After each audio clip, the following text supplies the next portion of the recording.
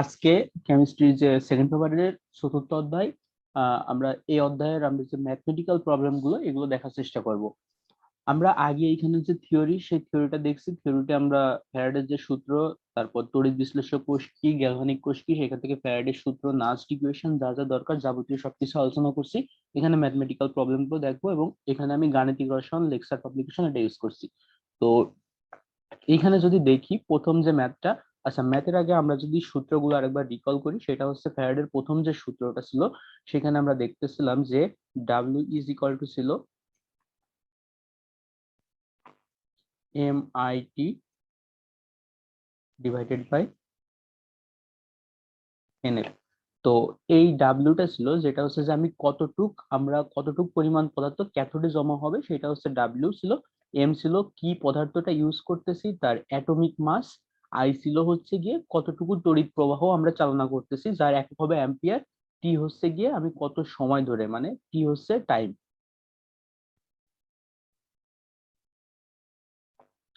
N হচ্ছে গিয়ে আমরা যে দেখছিলাম তুল্য সংখ্যা, তুল্য সংখ্যা কি আমরা থিওরি ক্লাসে ডিটেলস আলোচনা করছি। আর এফ হচ্ছে ফ্যারাডে, এক ফ্যারাডে, যার মান হচ্ছে 96,500।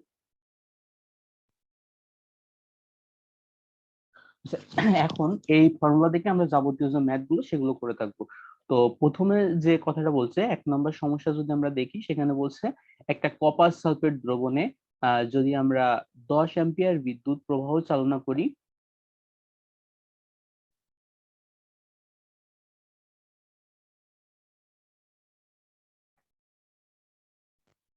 এখানে বলছে একটি কপার সালফেট দ্রবণে যদি 10 অ্যাম্পিয়ার বিদ্যুৎ আমরা 965 সেকেন্ড চালনা করি তাহলে কি পরিমাণ কপার জমা হবে। তো এইখানে আমরা যে দ্রবণটা অবশ্যই কপার সালফেট আমরা এখানে ইউজ করছি, কিন্তু আমার এখানে বলছে ক্যাথোডে কি পরিমাণ কপার জমা হবে। তার মানে কি পরিমাণ কপার যেহেতু জমা হবে, সেজন্য আমরা যে অ্যাটমিক মাস এম এর যে মান, এটা কিন্তু আমি কপার সালফেটের নেব না, আমি জাস্ট কপারের নেব, যার মান হচ্ছে 63.5 গ্রাম। আর হচ্ছে গিয়ে আইটা হচ্ছে তড়িৎ প্রবাহ, আয়ের মান দেওয়া আছে 10 অ্যাম্পিয়ার, সময় দেওয়া হচ্ছে 965 সেকেন্ড। আর এন এর মান যেহেতু কপারের কথা আমরা জানি, কপারের জন্য এন ফ্যাক্টর হবে হচ্ছে গিয়ে 2, মানে তুল্য সংখ্যা হবে 2। আর এফ হচ্ছে 96,500।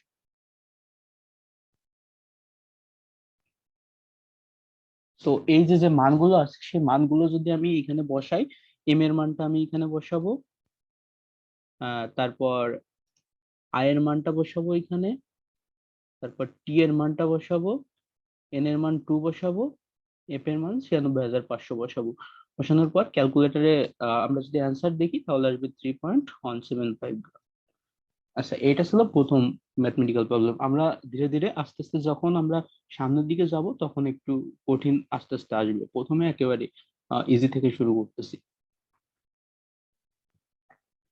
আচ্ছা, এরপরে যদি আমরা সেম ক্যাটাগরির কিছু ম্যাথ দেখি, 3 নাম্বার যদি আমরা দেখি, একেবারে সেম ক্যাটাগরির ম্যাথ, সেটা হচ্ছে গিয়ে কপার সালফেট দ্রবণ আমার যে সলিউশনের কথা বলা হয়েছে সেটা হচ্ছে কপার সালফেট সলিউশন। এখানে সময় বলা হচ্ছে 1 ঘন্টা, তার মানে 1 ঘন্টা ধরে আমি তড়িৎ প্রবাহিত করব। তো কতটুকু তড়িৎ প্রবাহ করব? 5 অ্যাম্পিয়ার, 5 অ্যাম্পিয়ার তড়িৎ প্রবাহিত করব। তড়িৎ বিশ্লেষণের পরে কি পরিমাণ কপার সঞ্চিত হবে, তার মানে সঞ্চিত হবে কি কপার। তাহলে আমরা দেখতেছি কি, আমরা আগেই দেখতেছি W is equal to MIT divided by. তো এই ফর্মুলায় আমি সবকিছু করব। এখানে এম এর মান দেওয়া আছে, যেহেতু কপার এম এর মান হচ্ছে 63.5, আগের ম্যাথটার মতোই 63.5। এখানে কারেন্টের মান কত দেওয়া আছে? কারেন্টের মান দেওয়া আছে 5 অ্যাম্পিয়ার। আর সময় যেহেতু 1 ঘন্টা, 1 ঘন্টাকে আমি সেকেন্ডে করলে পাবো 3600 সেকেন্ড। এন যেহেতু কপার 2, এফ হচ্ছে 96,500। এটা ক্যালকুলেশন করলে যে মানটা পাবো সেটা হচ্ছে 5.922 গ্রাম। এগুলো হচ্ছে একেবারে সিম্পল টাইপের ম্যাথ।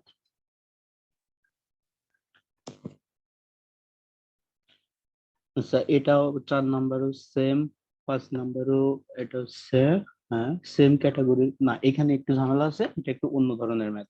তো এখানে আমরা যদি দেখি আমরা মোল বলতে কি বুঝতেছিলাম, এই মোলের কনসেপ্ট একটু জানি।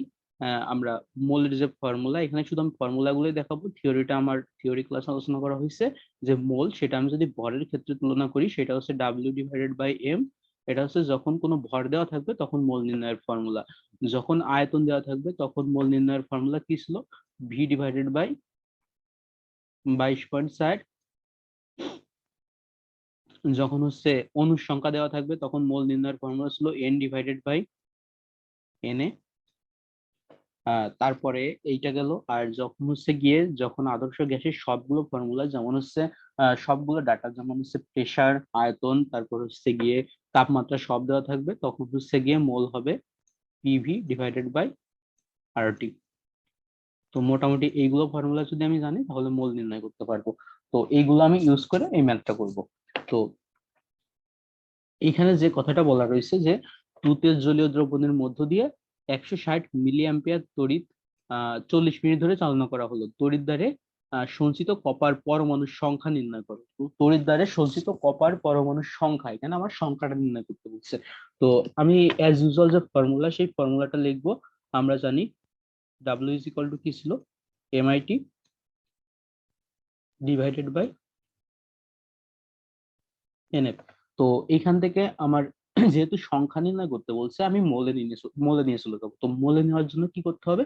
আমি যদি এমটা এই পাশে বাম পাশে নিয়ে চলে আসি, তাহলে যেটা থাকতেছে W by M is equal to IT divided by NF.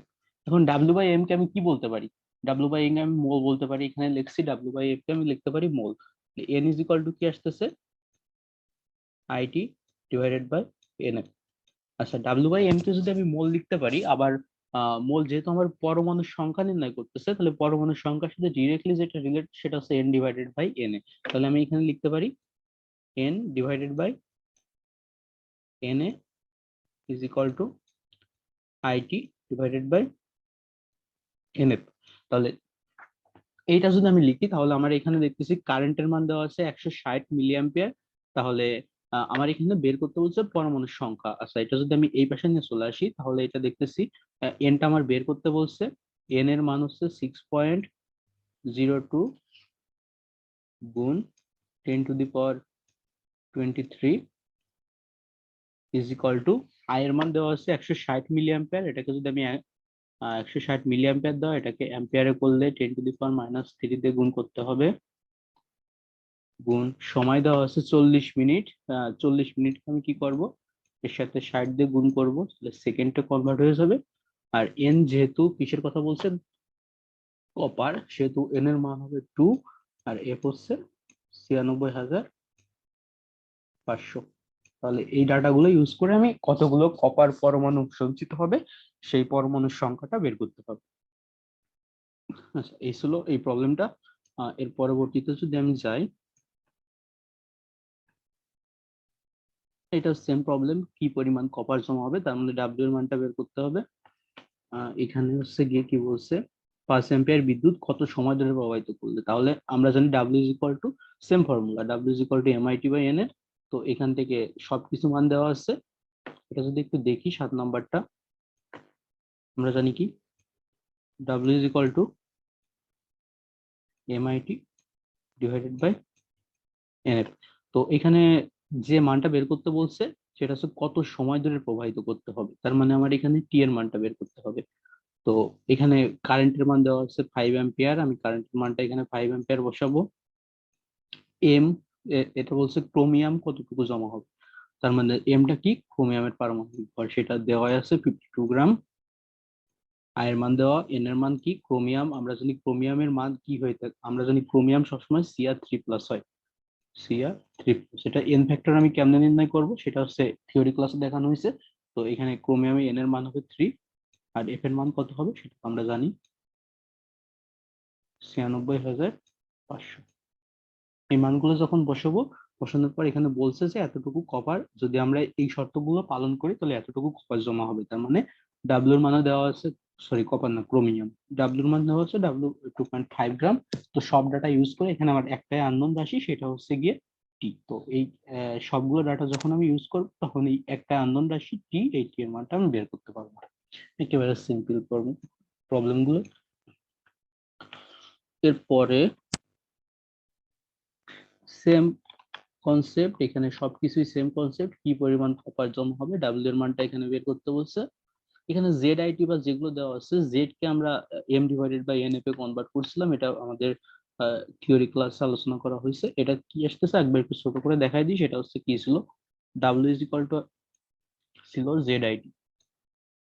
তো জেড দিয়ে আমাদের একটু কমপ্লেক্স হয়ে যাওয়ার পসিবিলিটি থাকে, এই জন্য জেড কে আমরা এম বাই এন এফ এ কনভার্ট করে নিয়েছিলাম, আর আইটি ছিল একই ফর্মুলা। আমরা জাস্ট একটু কমপ্লেক্সিটি কমানোর জন্য ফর্মুলাটা সহজ করে দিছি। আচ্ছা, এখানে যে যে ম্যাথ গুলো আছে সবগুলো একেবারে সিম্পল। একই মানগুলো বের করতে হবে, W is equal to MIT by NF. এর মধ্যে সবগুলো মানই দেওয়া থাকবে, যে কোনো একটা আননোন থাকবে, সেই আননোনটা আমি বের করতে পারবো। তো এখানে হচ্ছে ফ্যারাডের প্রথম সূত্রের সাহায্যে আমরা যে মানগুলো বের করতেছি সেটার কিছু সিম্পল ফর্মুলা গুলো গেল, সিম্পল ম্যাথ গুলো। এখন একটু কমপ্লেক্সিটির দিকে যাব, কিন্তু ততটাও কোনো কমপ্লেক্সিটি এখানে নাই। তো দেখি কি আছে। আচ্ছা, এই 10 নাম্বার প্রবলেমটা যদি আমি দেখি, এখানে একটু কমপ্লেক্সিটি আসতে পারে। সেটা কি বলছে, সালফিউরিক অ্যাসিড যুক্ত জলীয় দ্রবণে প্লাটিনাম তড়িৎদ্বার ব্যবহার করে 1.5 ঘন্টা তড়িৎ প্রবাহিত করা হলো। তার মানে সময়ের মান দেওয়া আছে 1.5 ঘন্টা। প্রমাণ অবস্থায় 940 সেন্টিমিটার কিউব হাইড্রোজেন গ্যাস উৎপন্ন হয়। প্রবাহিত তড়িতের শক্তিমাত্রা নির্ণয় করো। তার মানে এখানে আমি কত শক্তিমাত্রা বলতে কি, কারেন্টের পরিমাণটা আমি বের করবো। I is equal too hot. তো এইখানে কি কি দেওয়া আছে ডাটাগুলো যদি আমি দেখি, সেটা হচ্ছে গিয়ে সময়ের মান দেওয়া আছে কত, 1.5 আওয়ার।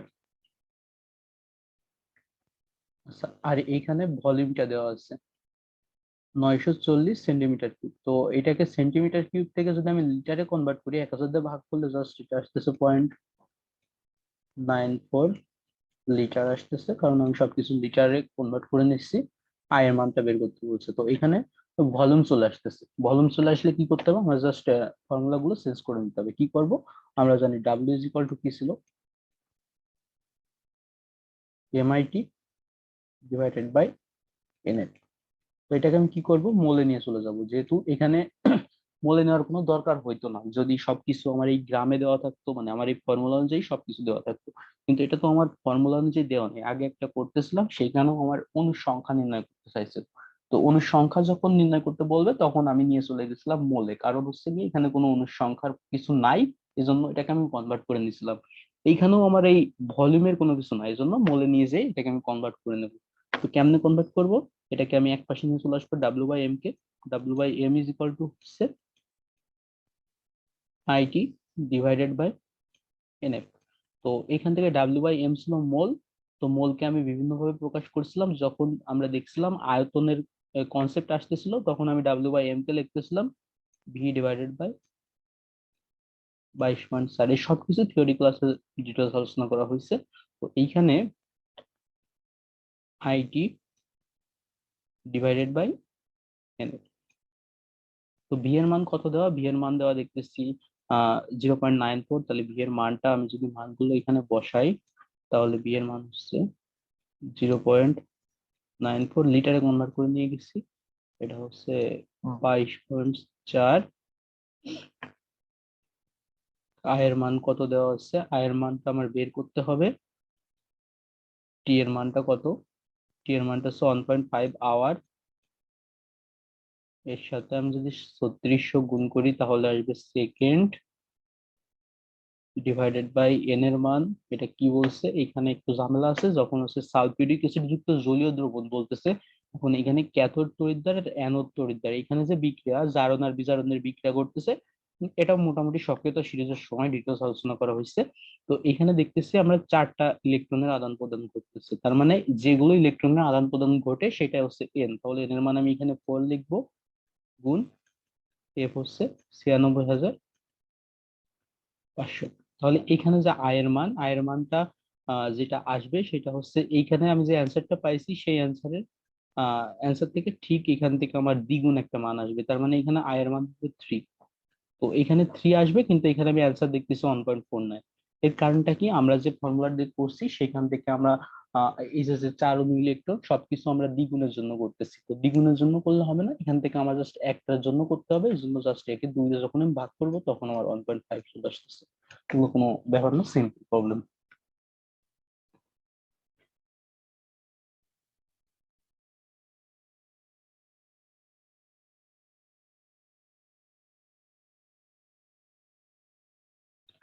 এর পরবর্তীতে যদি আমি যাই, আচ্ছা 13 নম্বরটা যদি দেখি, 13 নম্বর আগের ম্যাথ গুলোর মতোই একেবারে সিম্পল একটা ম্যাথ। সেখানে কি বলছে, কপার সালফেটের জলীয় দ্রবণের মধ্য দিয়ে 10 মিনিট ধরে 1.5 অ্যাম্পিয়ার বিদ্যুৎ চালনা করলে ক্যাথোডে 0.2964 গ্রাম কপার জমা হয়। কপারের পারমাণবিক ভর কত সেটা বের করতে বলছে। তো আমাদের একটাই ফর্মুলা কি জানি, W is equal to MIT divided by NF. তো ডাব্লিউ এর মান কত দেওয়া আছে, 0.2964, এটা দিয়ে দেওয়াই আছে। আমার এম এর মানটা বের করতে হবে, তো এম এর মানটা আমি বের করব। আই এর মান কত দেওয়া আছে, এখানে দেওয়া আছে 1.5 অ্যাম্পিয়ার, তো আই এর মানটা আমি 1.5 বসাবো এখানে। টি এর মান কত দেওয়া, টি এর মানও এখানে দিয়ে দেওয়া আছে 10 মিনিট, তার মানে 10 মিনিট সেকেন্ডে কনভার্ট করলে 600 সেকেন্ড আসতেছে। তো এন এর মান কত, যেহেতু কপার এখানে বলে দেওয়া আছে কপার 2, তার মানে এন এর মান হবে 2। আর এফ এর মান তো আমরা জানি 96,500। তো এখান থেকে আমি এম এর মানটা ইজিলি বের করতে পারবো। এখানে এই অধ্যায়ের যে ম্যাথ গুলো এগুলো অনেক সিম্পল ম্যাথ, এখানে প্যানিক হওয়ার কোনো কারণ নেই।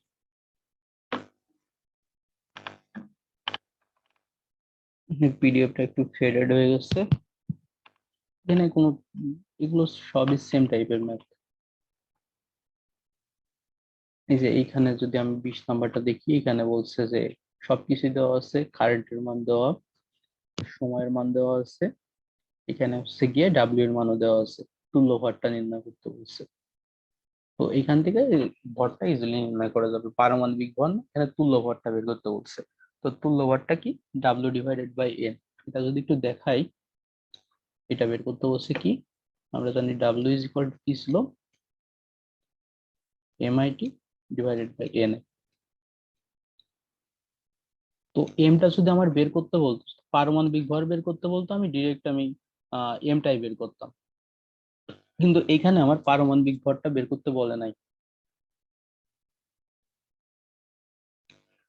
এখানে আমার পারমাণবিক ভরটা বের করতে বলে নাই, এখানে আমার বের করতে বলছে কি, এখানে আমার বের করতে বলছে হচ্ছে গিয়ে তুল্য ভর। তো তুল্য ভর আমি কেমনে বের করব, এইখান থেকে যদি দেখি, সবকিছু যদি আমি এক পাশে নিয়ে চলে আসি, ডাব্লিউ যদি আমি আর গুণ করি, এনটাকে আমি এক পাশে রাখবো, ডাব্লিউ গুণ এফ ডিভাইডেড বাই আই গুণ টি। শুধু আমি এম বাই এন কে এক পাশে রাখবো। তো এম বাই এন কে যখন এক পাশে রাখবো তখন যে মানটা পাবো সেটাই হচ্ছে কি তুল্যভর, এটাই হচ্ছে কি আমার তুল্যভর। তো শুধু এম বের করলে শুধু আমি প্রথম পারমাণবিক ভর, তো এখানে এন ফ্যাক্টর দিয়ে ভাগ করতেছি, তুল্যভরটা পেয়ে যাচ্ছি।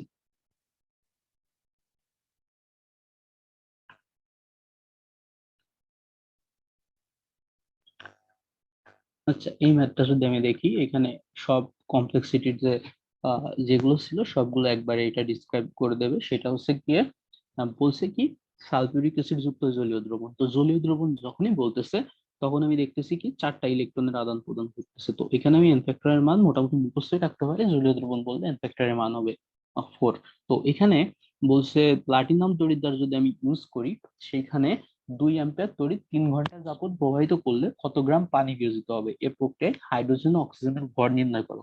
তো এখানে আমার কি কি বের করতে বলছে, এখানে বলছে যে কতটুকু পানি উৎপন্ন হবে, তার মানে পানির ভরটাও বের করতে বলছে, হাইড্রোজেনের ভরও বের করতে বলছে, আবার কি অক্সিজেনের ভরও বের করতে বলছে।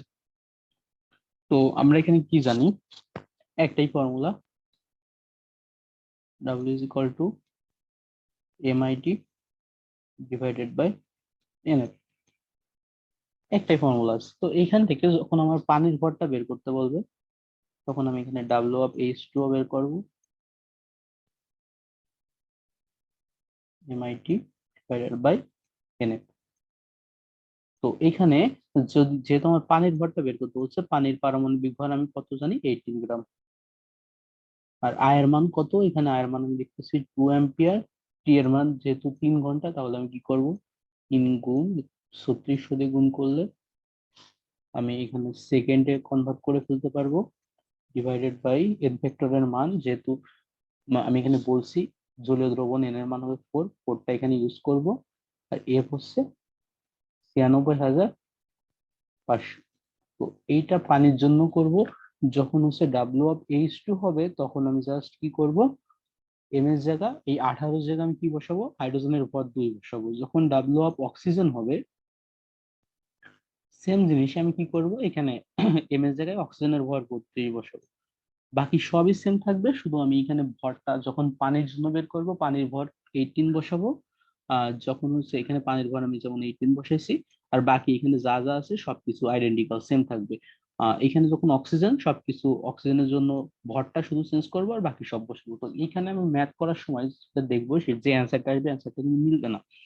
কেন মিলবে না, এখানে আমরা দেখতেছি কি, পানির যে ভর, পানিটা যখন আমি বের করব, তখন যে মানটা পাবো এখানে পানির এইটা পানি যেহেতু 2.0145, তো আমরা এখানে দেখবো আমাদের ঠিকের অর্ধেক একটা মান আসবে। অর্ধেক কেন মান আসবে, এখানে আমরা দেখতেছি যে পানি দুইটা পানি উৎপন্ন হচ্ছে, দুইটা পানি উৎপন্ন হচ্ছে, কিন্তু আমি এখানে ইউজ করছি একটা পানির ভর। এই জন্য আমাদের যে মান সেটা অর্ধেক আসবে। জাস্ট এর সাথে আমি যখন 2 দিয়ে গুণ করে দেবো, তখন হচ্ছে অ্যাকচুয়াল মানটা পেয়ে যাবো। হাইড্রোজেনের ক্ষেত্রেও দেখতেছি কি, দুইটা হাইড্রোজেন উৎপন্ন হচ্ছে, কিন্তু আমি এখানে হাইড্রোজেনের ভর আমি একটা হাইড্রোজেনের ভর নিচ্ছি। এই জন্য এর সাথে যে মান আসবে তার সাথে জাস্ট আমি গুণ 2 করে দেবো। এখানে কিন্তু অক্সিজেনের ক্ষেত্রে যদি দেখি, অক্সিজেন কিন্তু একটা অক্সিজেন উৎপন্ন হচ্ছে, তো এই জন্য অক্সিজেনের সাথে আর গুণ 2 করার দরকার নেই। শুধুমাত্র পানি আর হাইড্রোজেন এর ক্ষেত্রে গুণ 2 করবো, কিন্তু অক্সিজেনের ক্ষেত্রে করবো না, কারণ অক্সিজেন মাত্র একটাই উৎপন্ন হচ্ছে, কিন্তু হাইড্রোজেন আর পানি হচ্ছে গিয়ে দুইটা উৎপন্ন হচ্ছে। তো এটাই ছিল এখানের একটু কমপ্লেক্স প্রবলেম। আর বাকি যে প্রবলেম গুলো আছে সেগুলো হচ্ছে গিয়ে কোনো কমপ্লেক্স কিছু নাই, একেবারে ইজি প্রবলেম। তো এখানে পরের টপিকটা কি, এখানে হচ্ছে বিদ্যুতের পরিমাণ এবং ইলেকট্রনের সংখ্যা নির্ণয়। তো বিদ্যুতের পরিমাণ, ইলেকট্রনের সংখ্যা, বিদ্যুতের পরিমাণ মানে আয়ের মান নির্ণয় করতে বলছে। তো কমপ্লেক্সিটির এখানে তেমন কোনো কিছুই নাই, যা যা আছে সবকিছুই আমার এখান থেকে দিয়ে দেওয়া থাকবে। আচ্ছা, এটা পরবর্তী ভিডিওতে আলোচনা করা হবে। এই পর্যন্ত।